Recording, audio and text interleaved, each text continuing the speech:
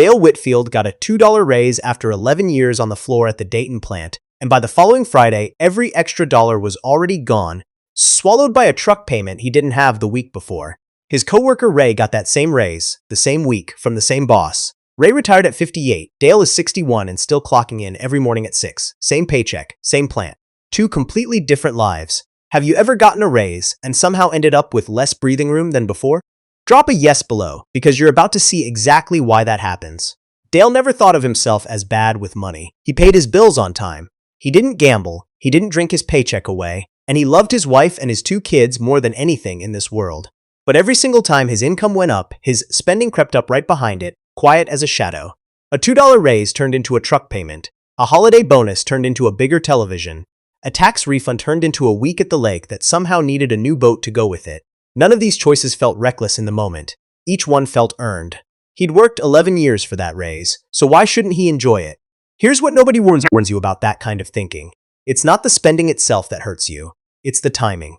Every dollar that a raise puts in your pocket has 2 paths in front of it the second it lands. One path goes toward your future, quietly building the life where you don't have to work anymore. The other path goes toward your present, and it always shows up dressed as something reasonable. A slightly nicer truck, a slightly bigger house payment, a slightly better vacation than last year's. None of it looks like a mistake from the inside. It just looks like living a little better than you used to. Ray made almost the exact same money as Dale for most of those 11 years. He drove an older truck. His house wasn't much to look at from the street. His coworkers used to rib him for being tight with $1, and honestly, some of them meant it as an insult. But Ray had made one decision years earlier that Dale never made, and that one decision is the entire reason one of these men is fishing on a Tuesday morning right now, while the other one is standing on a factory floor. That decision would have been enough on its own to change everything. What Ray did next made it look small by comparison. If you're already thinking about your own last raise and wondering where that money actually went, stick around, because you're going to want to see what happens at the moment a paycheck actually gets decided.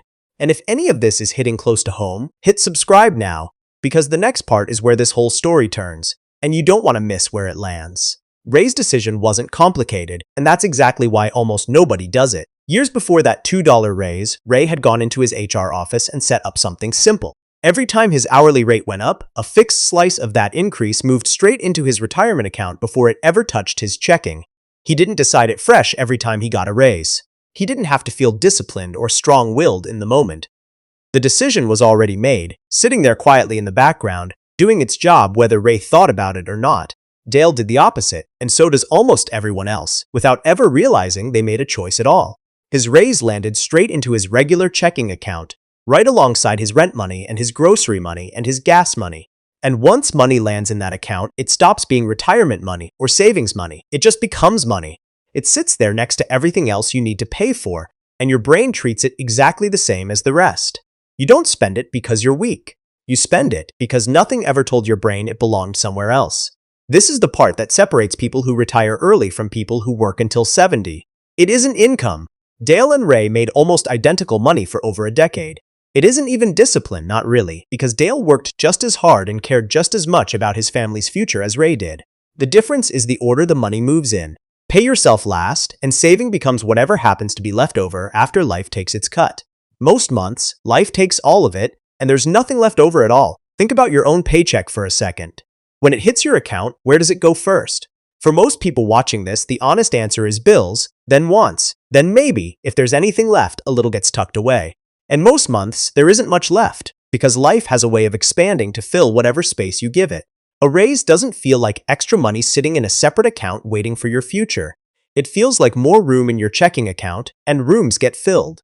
Ray understood something that took Dale almost 30 years to learn the hard way. If money never touches your hands, you never miss it. He wasn't stronger than Dale. He didn't want a boat any less than Dale did. He just made sure the choice was never his to make in the moment, because he knew that in the moment, almost everybody chooses today over tomorrow. That single decision, made once, years before it mattered, quietly split these two men's lives right down the middle. But the real gap between them didn't show up in year 1 or even year 5. It showed up later, and it showed up bigger than either of them could have guessed. Here's where the numbers get uncomfortable, so stay with me, because this is the part that actually explains why Ray is fishing and Dale isn't. Let's say that $2 raise came out to about $340 extra a month for both men. Dale spent his on that truck payment, month after month, for years. Ray redirected his into an investment account, earning a normal, unremarkable return. Nothing fancy, nothing you'd need a finance degree to understand. Just $340 a month, automatically, without fail, starting the same week that Ray's landed. After 5 years, Ray had built up a little over $23,000. That's not a fortune. If you looked at his account back then, you might not think much of it at all. Dale, meanwhile, had a truck that was already losing value every single day he drove it. 5 years in, this still looked like a close race. It wasn't. After 15 years, something starts happening that most people never get to see with their own eyes, because most people never let it run that long. Ray's account wasn't just growing from what he put in anymore.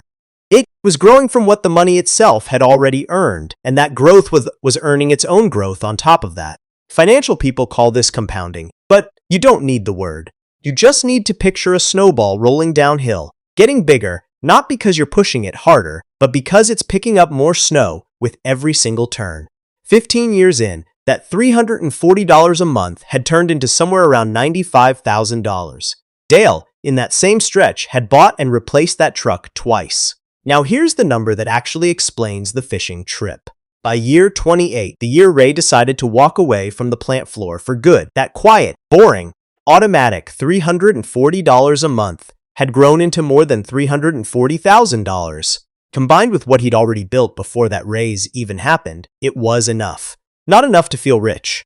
Enough to feel free, which is a very different thing, and honestly the only thing either of these men ever actually wanted. Dale never made a single bad decision that anyone could point to and call reckless. He never gambled. He never overspent on anything wild or embarrassing. He just let every raise land in the same account as his bills, year after year, and let life quietly decide where it went. 28 years of small, reasonable, forgivable choices added up to the same result as one large mistake. That's the part that should scare you a little, because it means you don't have to do anything dramatic to end up like Dale. You just have to keep doing what almost everyone already does, and let your paycheck decide for you instead of the other way around. What gets Dale, even now, isn't the truck, or the boat, or any single purchase he made along the way. It's that he can look back and remember every one of those decisions feeling completely fine in the moment. Nothing ever felt like the mistake. It only became one when you added up 30 years of it at once, and by then, there was no getting those years back. Here's the part worth sitting with. Dale and Ray weren't different people. They didn't have different values, or different love for their families, or different work ethic on that factory floor. They had one different habit around a raise, made once, early, and never revisited. That's the whole story. Not a secret system, not some complicated trick with the market. Just a decision about where the money goes the moment it shows up, made before life gets a chance to talk you out of it. If you're 45 or 50 right now, listening to this and doing the math on your own paycheck, you might feel like Ray's story is a young man's game, something you missed out on. It isn't. The soonest you can start is always today, and the worst thing you can do with that feeling is nothing, because nothing is exactly what got Dale to 61 and still clocking in.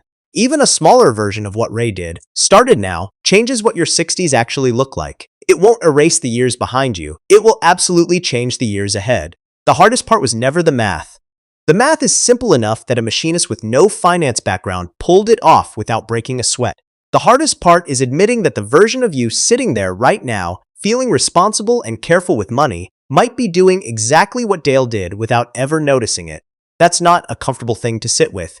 It's also the only thing standing between where you are and where Ray ended up. Dale still talks to Ray sometimes, out at that lake, the one Dale eventually bought a boat for. Ray never brings up the money. He doesn't have to. The truck's gone now. The boat's gone too. And the only thing left from those years is the habit Dale finally built too late to catch up completely, though not too late to matter. He automated his own paycheck last year, the same way Ray did decades ago, and he's already ahead of where he would have been if he'd waited one more year to start. That's really what this whole thing comes down to. Not income, not luck, not some secret only people with finance degrees understand. Just where the money goes the second it lands, before you ever get a say in it. Set that up once, and you never have to rely on willpower again, because the decision's already been made for every future paycheck that comes after it. Leave it alone, like Dale did, and life will keep finding reasonable, forgivable ways to spend every raise you ever get. You don't need to know Ray's exact percentage or Dale's exact truck payment to know which one of those two men you'd rather be at 61. The only real question left is whether your next paycheck moves the same way Dale's did for 28 years, or whether it starts moving the way Ray's did, starting now. There's still one piece of this we haven't covered, the actual number that decides how much of every future raise should move before you ever see it, and getting that number wrong is its own quiet way of staying stuck.